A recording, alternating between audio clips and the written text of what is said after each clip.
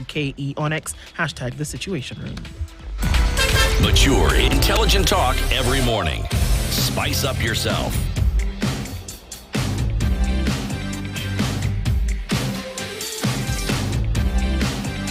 Mornings done right.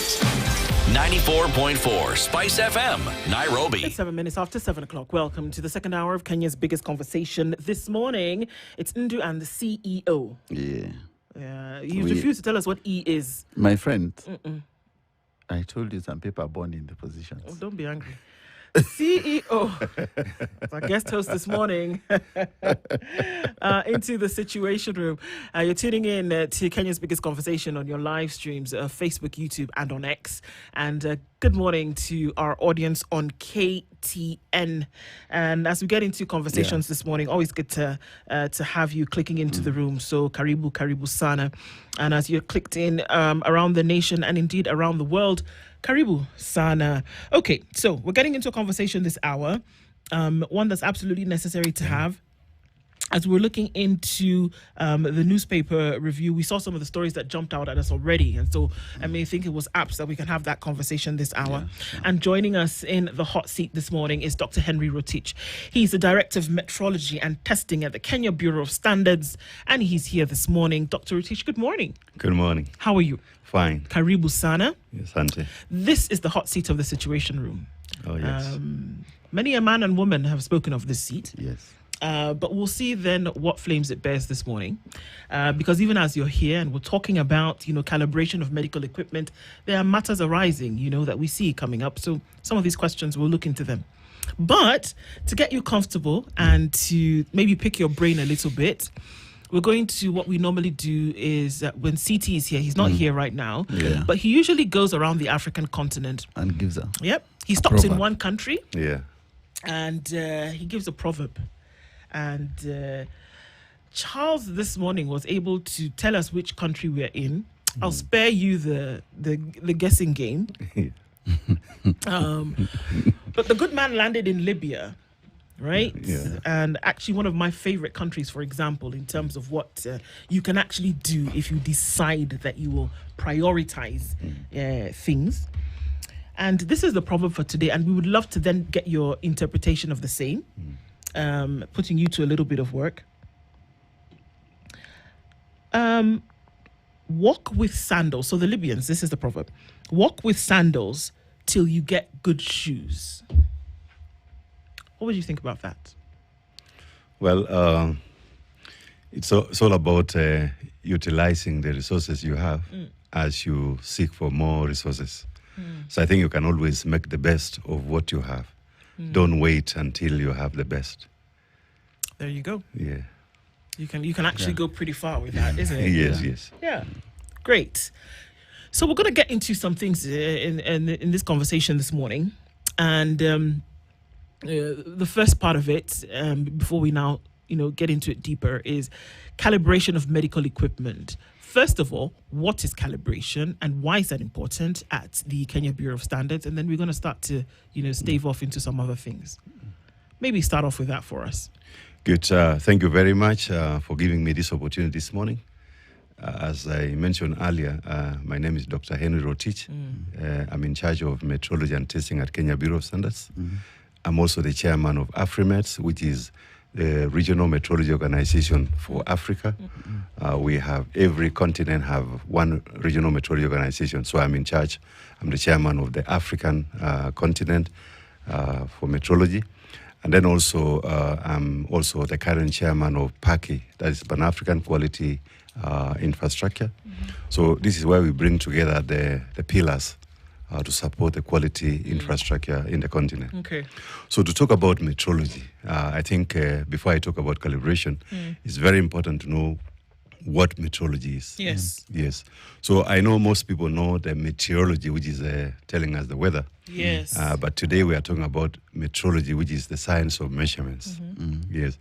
You remember in 1875, or before then, people used to have their own measurements.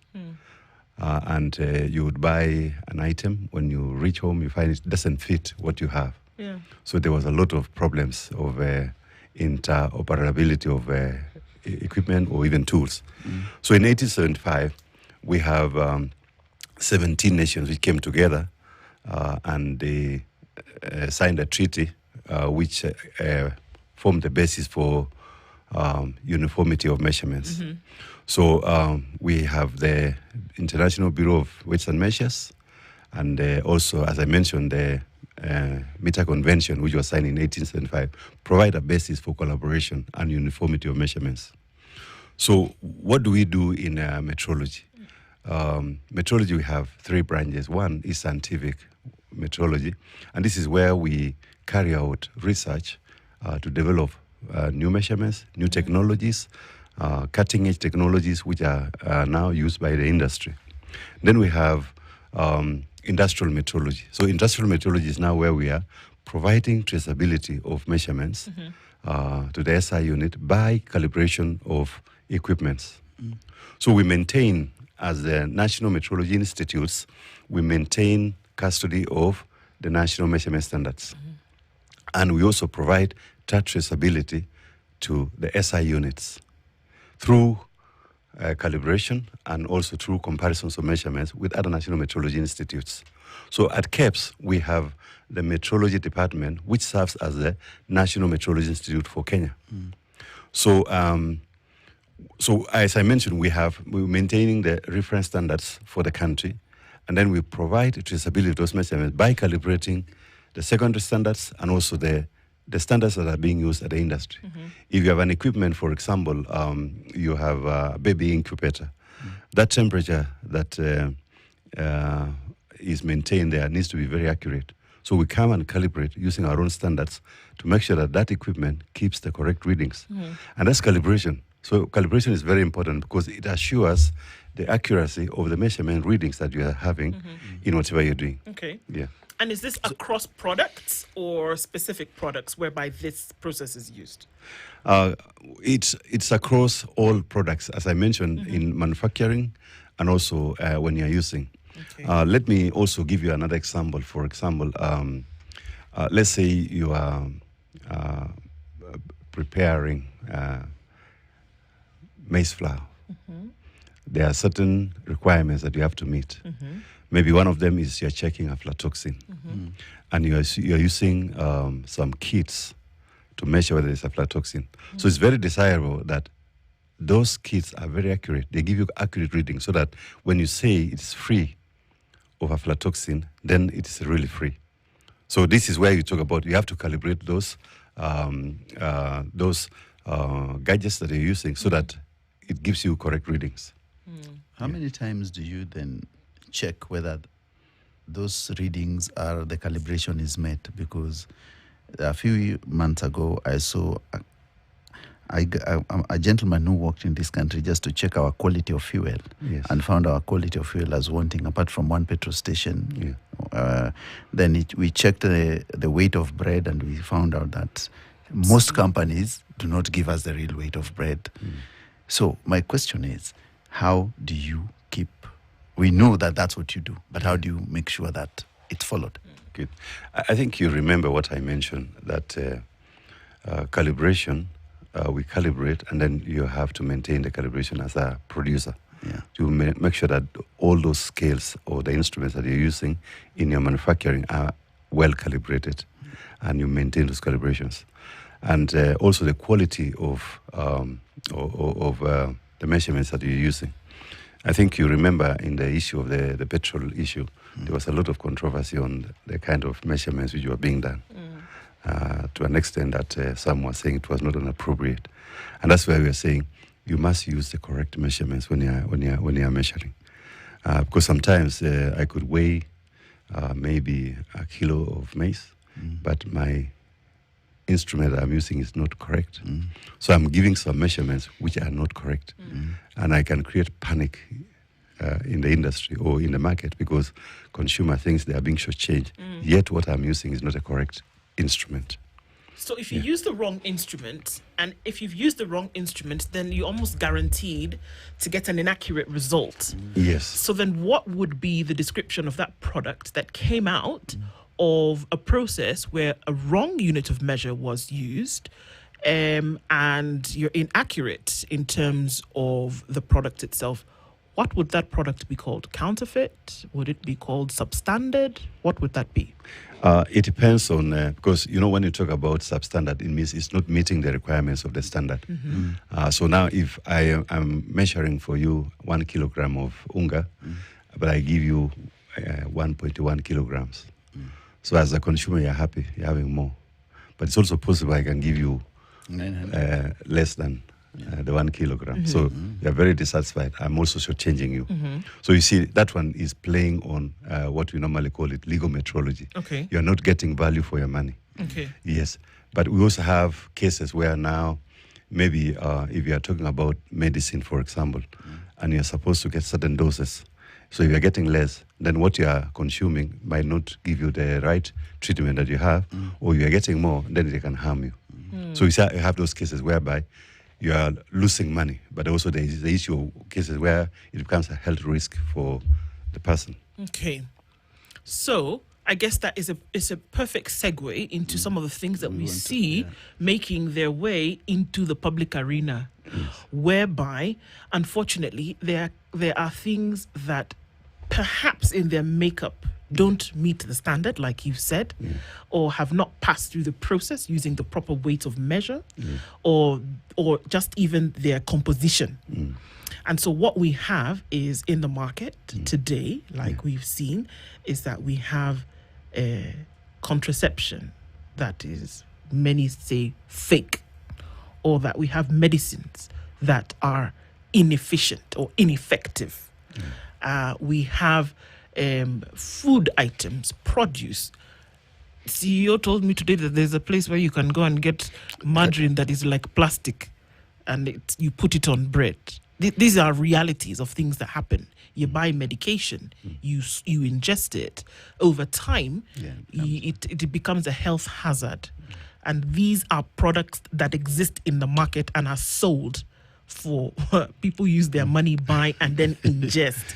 Whether it is food, whether it is diapers, whatever it is, that for something that should meet the standard, there is an identifiable fake or counterfeit or below the standard product in the market, which from our understanding is all supposed to be controlled by KEBS. Yeah, I think that's an area maybe that can require further discussion because it's something on issues to do with counterfeiting. Some of them are intentionally doing it behind maybe the surveillance. So that's a criminal activity actually that requires a multi-agency approach because a consumer who is aware that there's somebody who is doing that should normally report so that action is taken. What do you do, though? Yes. What the enforcement, I think what to do also was coming to is how do we get enforcement done? And number two, some of these products have kept stickers on them. Who provides the stickers? I think what we have certified, we have a way of verifying those stickers, and we've done a lot of consumer awareness, so that when you get a product with the S-mark, you can be able to verify that the authenticity of that.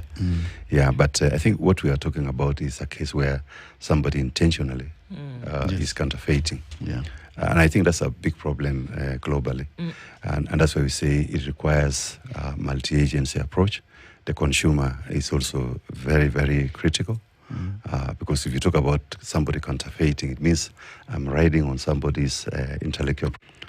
So you see, that's where even the manufacturer is very important because can say, this one looks like mine, but it's not mine. So that's why I'm saying this requires a lot of multi-agency approach and consumer awareness.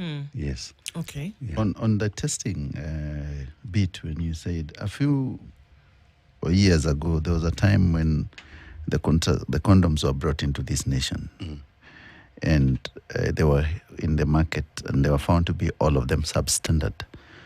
Where was that gap in testing? Because it went to the consumers. It was not one; it was millions of condoms sent to the public, but the KEBS came to test it later and found that most of them were not meeting the standards? Well, maybe I'm not quite aware about that incident. Yeah, but you remember we have a system where we inspect products before they come. We also do surveillance in the market. And so some cases, if we find it in the market, then we actually we take it from the market and destroy them. Yeah. Okay. Yeah. So now when we talk about calibration of medical equipment, just give us an understanding into the kind of equipment that we are talking about, and then now calibration of the same. Good. Thank you very much. I think I will take you through your journey to the hospital. I think all of us are candidates of one-time visiting. Either you are going with a relative, Yes. you are going yourself, or you are taking a loved one. And so when you reach the hospital, one of the things that you go through is you are taken to triage, which is a very critical stage in your diagnosis. So when you get there, some of the measurements that you see is you will get the nurse taking your temperature. The nurse will also take your blood pressure and also take your weight. So you see, those are 3 measurements that are being done there. Yes. And how those measurements perform might determine the kind of attention you are being given. If, for example, you go in and your blood pressure is reading 180, definitely you'll given high priority, Yes. and most likely you are taken to admission and interventions. Immediately, yes. Yes, and if your blood pressure is normal, you will be told to take a number and queue. If your temperature, for example, is reading 42, then I think even the other patients who are being seen by the doctor will be told to wait, and you are attended first. Also, when you talk about the weight, for example, and I think I will talk about that later, so you can see the impact of that measurement, which is being done at the triage, can determine the kind of attention you are given at the hospital. Now, if you look at this case here, suppose your blood pressure is actually 180, but it's reading 130. Maybe that the PP machine has some problem. So you will be told to take a number and wait. On that day? The same day? The same day. You've arrived there at the triage, scene is 130, which seems normal, and so it's not an emergency. But the truth is maybe it's 180. Now what will happen? It means you'll have a delayed attention, and maybe by the time you are being seen, your health has deteriorated. If your temperature is 40 but it's reading 36.5, definitely it's not an emergency. You will be told to queue and get attended. So you see why the accuracy. And then the other case where I mentioned 180. Suppose it's reading 180 but actually you are 130. You will be taken into immediate medication, given some attention, which you should not have. And maybe most likely, because of that, you might even be admitted. So you might get a case whereby the person who is supposed to be at home is admitted, and the person who is admitted should be home. So is this an issue of faulty medical equipment? Yes, yes. It's what I'm saying. The calibration. Why we calibrate is to make sure that the readings we are getting are correct, so that we make correct decisions on our patients. And that's what I was saying. So that if my pressure is 130, and I go for that measurement, it's 130, and I'm taken to the regime which is correct. I don't want a situation whereby if my pressure is normal, but it's being reflected as abnormally high, and then I'm taken to the wrong. And that's the expectation of every patient. Expectation of every, even when you take your children, you expect that the readings are correct. And that's why we're saying we encourage all medical equipment to be calibrated so that those measurements are reliable and the doctors can make correct decisions as they take you through the treatment. Okay. Yeah. What happens if they were calibrated and they're okay, but somehow in between the usage, Yes. they develop error or they cannot maintain the standards, how do you tell that what was actually calibrated is not reading the measurement correctly now? Yeah, I think we normally have what we call daily checks. So as you maintain your instruments, you have daily checks that you check before you use the equipment, which you call, I would call it in-house calibration. So if it's a temperature, and then you have the reference standard that you're using to check to make sure that it's okay. So you have daily checks, we have intermediate checks that you use, and then maybe once in a while, based on the time and period, then the calibration is done. What we are actually doing, we have come up with what we call a calibration bench. And we've done for hospitals, and this to make sure that they can be able to do calibration in their hospitals when and how they need it. Under whose supervision, though? Yeah, so this bench we developed for them, and then we've trained their biomedical engineers, and you know the biomedical engineers are the ones who maintain equipment, and they're the ones who are handling those equipments in the hospitals. So a number of hospitals, they've come forward. We've developed this, so even at any time they can do their own calibrations internally, and then we occasionally go and calibrate their bench. So you see, it's about bringing those services closer to them so that they can be able to do. And it will address the issue that you mentioned, that maybe it was calibrated, it has malfunctioned. But I think also the aspect of training. You remember a doctor, when he sees you, he can actually see your eyes and say, I think you have a problem. Right. Without even measuring you. So when you train people who are handling these equipments, when they see some readings, they can suspect that something might not be right, and therefore they can do internal checks to confirm whether it is still within calibration or outside calibration. For example, if I come there and you've been checking patients and you see my pressure is 180, I think before you even indicate 180, you will want to do a second check, isn't Yes. it? Yeah. Yes. Yeah. But if I'm not trained, I will just record 180 and send the patient for some other attention. So you see, there are two aspects. There's the aspect of training, and then there's the aspect of daily checks, and then there's also the aspect of periodic calibration. Because we're looking at some things here, essentially, that could be, I mean, it blows my mind to imagine that there would be a malfunctioning piece of equipment that could essentially have, you know, some dangerous effects on people, because you would start to treat something that perhaps didn't exist. Yes. You know, I'm thinking of high blood pressure medication, from what I'm told, it's heavy stuff that you have to take. So if somebody then does a test on you with a blood pressure machine that is faulty and makes a decision as a result of that, and maybe you don't have high blood pressure, then I can imagine what would possibly happen. Because any medicine, from what we know, that you put into your body is poison first. Yes. It is. It's just that it's measured to varying degrees based on what it's supposed to do. Yes. But here we are saying that it's possible that equipment could be malfunctioning and would give a reading that is not true. So then how can we ensure, and this is the thing, that we talk about calibration in facilities, but how can you ensure, as Kenya Bureau standards, that this is happening across board, that everybody using you talked about triage, for example, using a thermometer, using a blood pressure machine, and using a weighing scale is actually, because I want to take a thermometer and a weighing scale, for example, and amongst children. Yes. If you're taking the temperature of a child and your thermometer is malfunctioning, and you show that this child has a temperature of 38 plus, they want to administer a painkiller immediately, or fever reducer, which they may not need. If your weighing scale, then, for example, and maybe the child is actually sick and your weighing scale is wrong, they give medication to children based on how much they weigh.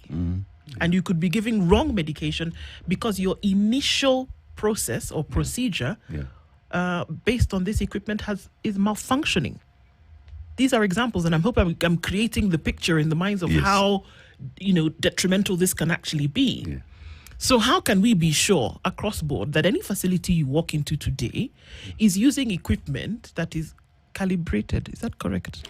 Yes. Okay. So now, I think you've really explained the importance of calibration because you've actually explained that if you have an erroneous measurement, then the impact can be disastrous.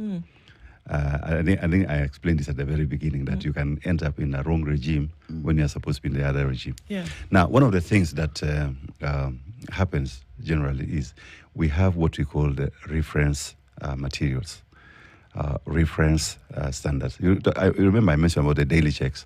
So when you are doing the daily checks, you are using standards of known values.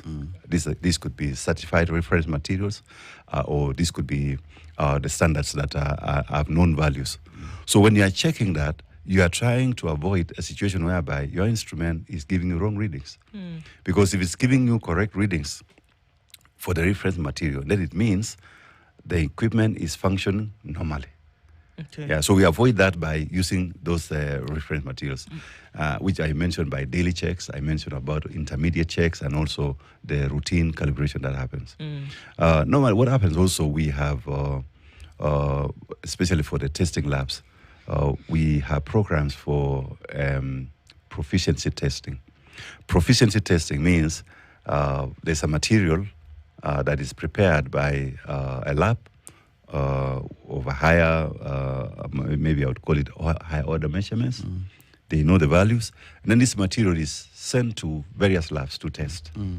And those values, they send their values with very clear documented protocol of doing it. And then we look at the values. And then we look at how these values are comparing. Now, so there's a band which is acceptable. We call it Z-score. That's within that Z-score, those values are okay. And if there's one which is off, then we normally have discussions. We have meetings. We discuss what happened, how did they come up with this value, and this is a way of also helping them build capacity. You remember the issue of the cat, that the cat was sitting on a small hill, and things is at the highest point until it turned, look around, and say, "Hey, I'm actually at the lowest." So that's what we are doing in these intercomparisons. You also do measurements with others, and then you look at how you are performing. And maybe you're doing very well, and you can also explain to the others what is it that you are doing that you're doing very well. Or maybe you're doing very poorly, and you can learn from others why you are not doing very well. Very well. Yeah. Okay. So this is the kind of engagement that we normally encourage the labs to do. Okay. Yes. We'll take a break at this point and then we'll come back and continue at 26 minutes to 8 o'clock. We're having a conversation this morning with Dr. Henry Rotich, who is the Director of Metrology and Testing at the Kenya Bureau of Standards. And we're looking at some of these things and saying, okay, it's important for us to know, because then it would appear as though, well, that's between KEBS and the facilities. It has nothing to do with the rest of us. You guys just make sure you do your thing properly. Yeah. But let's come back and see then why it's important for us to know. We'll take a break at this point. We'll look at traffic, weather, and then come back and continue with this in a bit.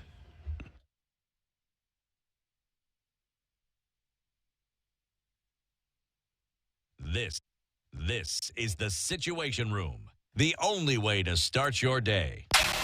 The weather with Spice FM.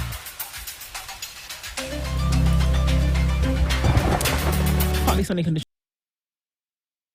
These hospitals. Are you sure that the hospitals in Kenya, especially the small hospitals, have this equipment? And do they follow your regime in treatment of patients? Because you've seen in many clinics, especially in far-flung areas or in the lower income areas, that these standards are not followed at all. And even the measurements are not there. Yeah, I think what is very important is to note that there's a regulation in the country. Hospitals, you don't just open an hospital. There's a number of regulations you need to comply with. There's also surveillance by different agencies, including from the Ministry of Health. And therefore, and then you also know, as I mentioned, the trainings that happen there. So this is to make sure that these people follow this. So when you look at the equipment that we are talking about, it's also in the interest of the hospital to use equipment that are correct. Why? Because if you use an equipment is wrong, you can run into litigation. And I'm sure you've known even in some jurisdictions people have been sued. So the hospital can be sued. And then also you can lose your license. You can also lose your reputation. So without really even somebody standing behind your back and checking you, there are high stakes as a hospital not to do the right thing in terms of.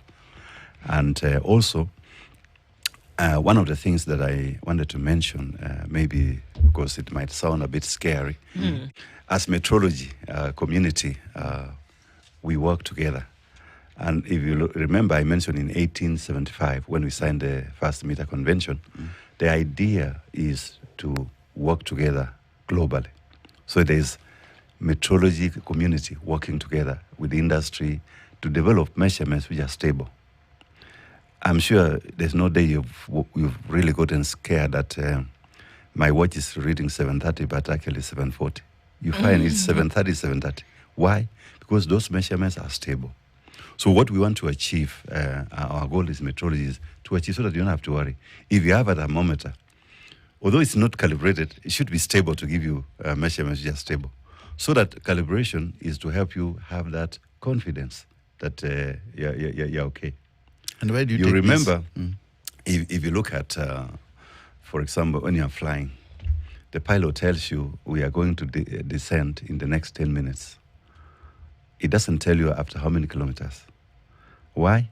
Because the measurement of distance and time is very stable. So within 10 minutes, it will have covered a certain distance. So as metrology, that's our goal, and that's what we are doing, to develop measurements which are stable, so that as a user, you don't really have to worry so much about that. Yeah, you will just be doing it to assure yourself that you are okay, and also to have evidence that you are monitoring your instrument. Okay. Yeah. I want to talk about a particular instrument. Yeah. It is not a medical one. Yeah. But it could have results would take you towards the medical sphere. Yes. So follow me here. Yeah. There are these gadgets that are used by the police. Yeah. They're the ones that are used for measuring the amount of alcohol in your system. Yes. And there is another one that is also used for measuring speed. Yes. Now, both of these situations could get you in trouble. Yes. If the wrong measurement has been arrived at. Yeah. That if somebody would take, essentially alcohol is a breathalyzer. Yes. Yes. So if somebody then measures the amount of alcohol by, the expulsion of breath. Yeah. And this gadget is reading above 0.2, whatever is the legal limit. Yes. I could get in trouble if I'm on the side of the road. Yes. Who's making sure that these gadgets that are being used on the roads are serviced and, I like that word, calibrated? Yes. And also this one where if I'm driving in a 50 kilometers zone at 50 kilometers, but this gadget is reading that I was driving at 120 kilometers, I could be in trouble. Yes. Who's making sure that those gadgets are calibrated? I'm going to use that word as many times as I can this morning. It's very important to always, and I think it's an opportunity for our citizens also to appreciate the role of metrology, the role of calibration, and also measurements. Yeah, because remember I talked about metrology being the science of measurements. Yeah. So every day we endeavor and we work together internationally with all national metrology institutes to develop stable measurements. Remember, when you look at the alcohol blows that the police are using, you talk about the speed measuring devices. Maybe the radar, maybe also So when you look at those technologies, they are using very, very stable measurements, and also, so when they are being used, you don't find it anywhere. I'm sure you cannot go and buy a speed governor or a speed gun somewhere in one of the supermarkets. CEO told us you can buy it in Kariobangi. That one you need to report. Dr. Henry Rotich, you know Kariobangi has very many things. Yeah, but I believe that if it's being used by the law enforcement, then it's not that kind of, because they have to buy from the formal channels. So one of the things that happens is this equipment, as I mentioned, before even they are put to the market, they go through rigorous process of quality assurance to make sure that they're coming. And you find some of them, when they're coming, they're actually required to have a certificate of calibration from a National Metrology Institute. And as I mentioned, the National Metrology Institute is actually at the top in the hierarchy of measurements. At the top. If you look at a pyramid, at the top, that's where you have the National Metrology Institute, giving measurements of very, very low uncertainty. So the deviation is not there. So the issue is, as Kenya Bureau of Standards Metrology, we have set up capability to calibrate the speed guns. And what the police are using now, we have calibrated. They have valid calibration certificates, and we occasionally work with them to check and make sure that they are reliable. Also on the speed guns, or on the other one for the alcohol blow. Yeah. So we also have capacity to calibrate for them. So when they deploy, definitely you cannot go wrong. It will be correct. So I think as a motorist, we have a duty also to just be obeying the speed limits, or if you want to drink, don't drive. If you cannot, because you might not drink and know how much you have taken, because when it's measured, it happens. Okay. Now, one of the things I wanted to mention, we are not working in isolation as the National Metrology Institute. We work with other national metrology institutes. For example, in the US, we have NIST. In Germany, we have PTB. Those are very, very high-level metrology institutes. We have sent our officers there. We have officers who have even gotten PhD in the US, and they are working in our labs.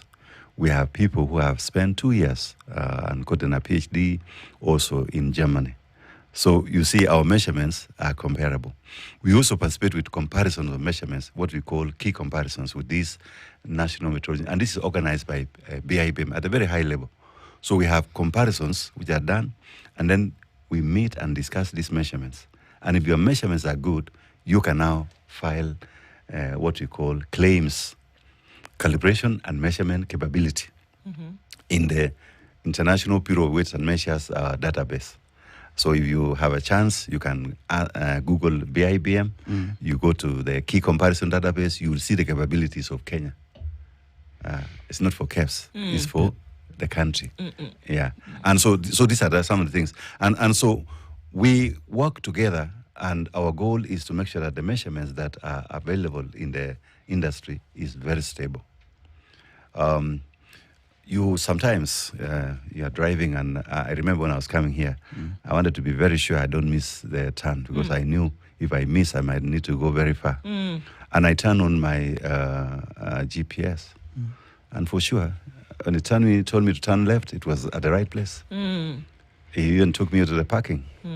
And because the security was telling me, now you have arrived, but the Google map was telling me, turn right, and you reach. So you see, those accuracies is because of the measurements that we have done. Yeah. In 2022, we had a redefinition of measurements. One of them was the kilogram. Now you can realize the kilogram in the lab using high measurements, where you're calling it the quantum mechanism. Yeah. So you see, those are kind of things that really assure us, the industry and also the citizens, that the measurements that are available are really stable. Yeah. How would you know if there was a problem? As somebody who was the end user of some of these things, how would you know?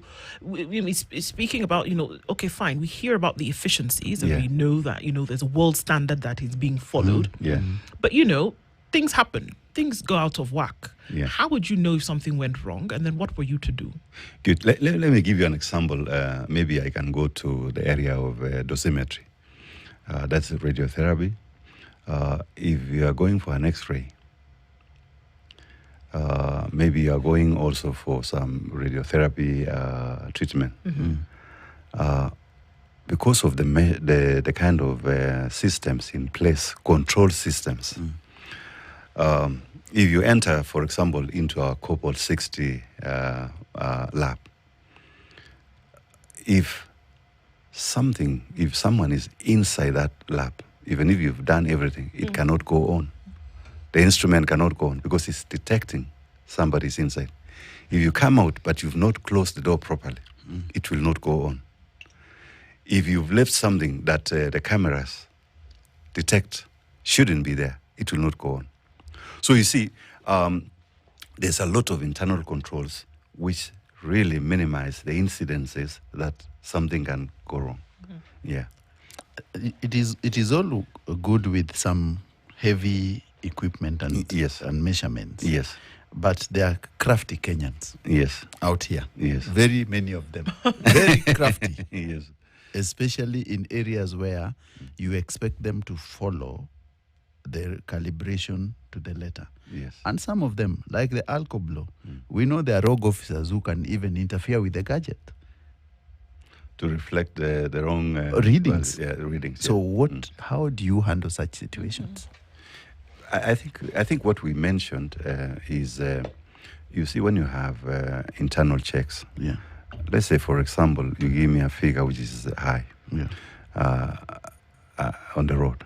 You know, there's a requirement that you be taken to hospital and your blood is taken out for test. But Really? so before you Yes. reach there,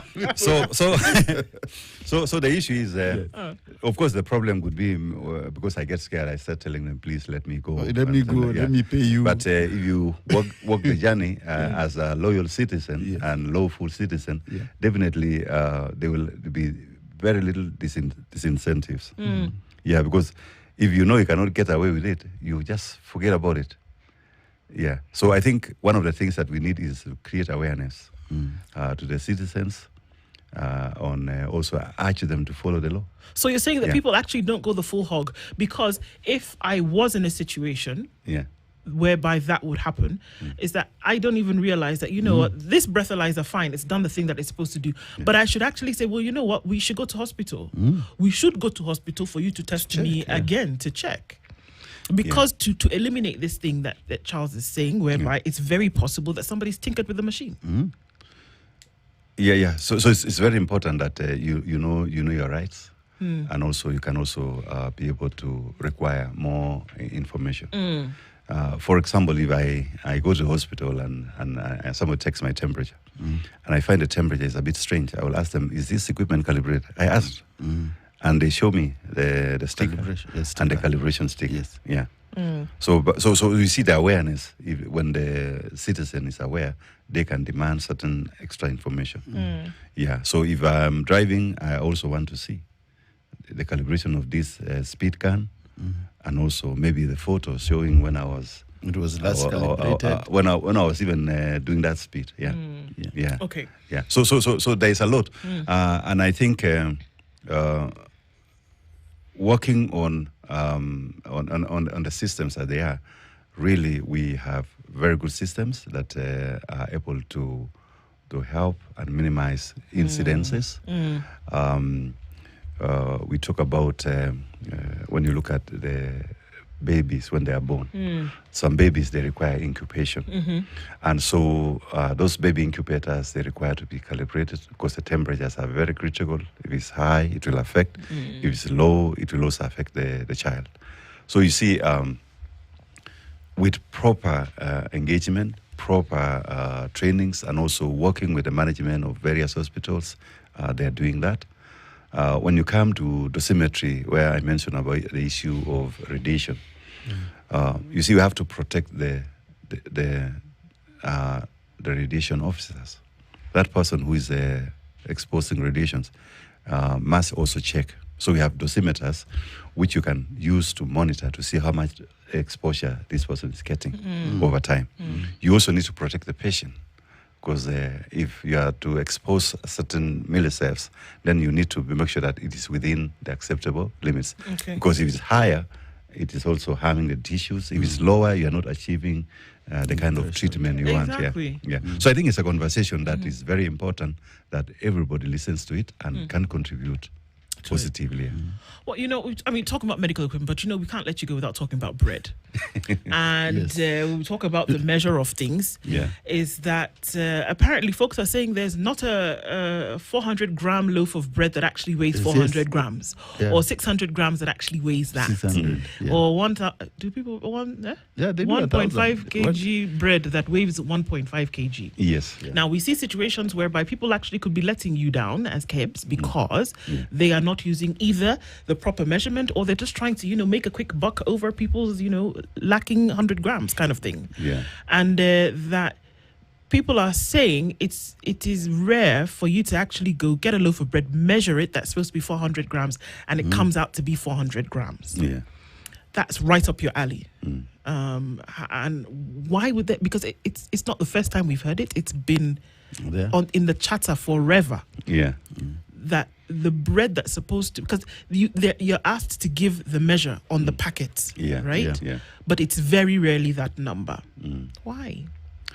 I think one of the things is, you remember at the very beginning, I mentioned that there are various agencies handling metrology. At Kenya Bureau of Standards, we handle the scientific metrology, which is actually what I talk about, the traceability of these national measurements to the International System of Units, the SI. Now, we also have the industrial metrology, where we calibrate for the industry the instruments that they're using in manufacturing. Now, we also have the other arm of metrology, which we call the legal metrology. And in Kenya, we have the Department of Weights and Measures who do that, So in legal metrology, it's about trade, when you're trading. If I go with my tractor of harvested sugarcane and get on the weigh bridge, get offload, and then get on the weigh bridge again, then the differences is what I am paid. If you go to the petrol station and you say you want 5 liters, it runs 5 liters, and that's what you pay for. And that's what we call legal metrology, which is generally enforced by weights and measures. Yes. Now, so some of these things happen. We talk about the variability. But I think the biggest challenge that I wanted to mention is, you remember when I say using the appropriate instrument to measure. So we have cases. I think at the beginning we talked about the issue of the petrol, which has some issues. Only to realize that to realize that the instrument that was being used was not the appropriate. Now, so when you are weighing something, what you are using also, is it calibrated? Because if it's not calibrated, then you could also be giving an erroneous measurement. So that's one of them. Then the other one is some of these products, I'm not very sure because of the storage conditions. You remember when you cook something, there's water. So what happens if you expose to very dry conditions? You can also get it losing water, isn't it? What about if you put something in an environment where there's more moisture, the moisture is high? Some of them are hygroscopic and they can absorb moisture, isn't it? Yeah. So it's an area that I think engagement with the consumers, I think it's very important that the consumers report such incidences so that the manufacturers are also engaged and some corrective actions be done. How do you actually handle those cases that would come before you where somebody comes to complain? When we have such complaints, we have a Directorate of Market Surveillance at Kenya Bureau of Standards. And when we get such complaints, we also go to the market ourselves and pick samples, even without any complaint. So we surveil the market. Just like a consumer, we come to the supermarket, the outlets, and we also buy products. And we check, some of them we check labeling on site, and some we take to the labs to test. And when we find there are issues, we seize products. And I'm sure you've seen in many cases where products have been seized, they are being destroyed, and so such cases. And then also when consumers inform us, give us a complaint, we also investigate that complaint immediately. We send officers to the field. So we have our own surveillance, and then we also have the consumer. And also, you can also get other manufacturers also, because If I know I'm making bread and somebody is not doing the right thing, I can report. Yeah. So I think as a loyal citizen and a consumer, you have a right to point out where cases where you find somebody is doing shoddy things. Yeah. Indeed. Yeah. How frequent do you survey these places to find out, especially the meat products? Meat products, you remember, as I mentioned, we have different agencies that handle different products. Just like I mentioned, when it comes to issues of somebody cheating with the weighing and selling, so we have the Department of Weights and Measures, but we also come in. You know, as a multi-agency, I cannot see you committing a crime and walk away. I will also do something About it. Yeah. So sometimes it might not be directly your mandate, but you have to do something because we are serving the same citizen. Indeed. So now, when it comes to your question about how often, our officers are always out in the field. Yes, following maybe some of the schedules they've designed, but also when we get intelligence, we go. Yeah. To find it out. Yes. Well, I mean, really enlightening to be able to find out that actually some of these things can be and should be followed. Dr. Henry Rotich is the Director of Metrology and Testing at the Kenya Bureau of Standards, has been our guest this hour. Thank you for sharing these insights with us. And we keep surveilling as we should, and all in part together. Thank you very much. Good morning. It's a minute past.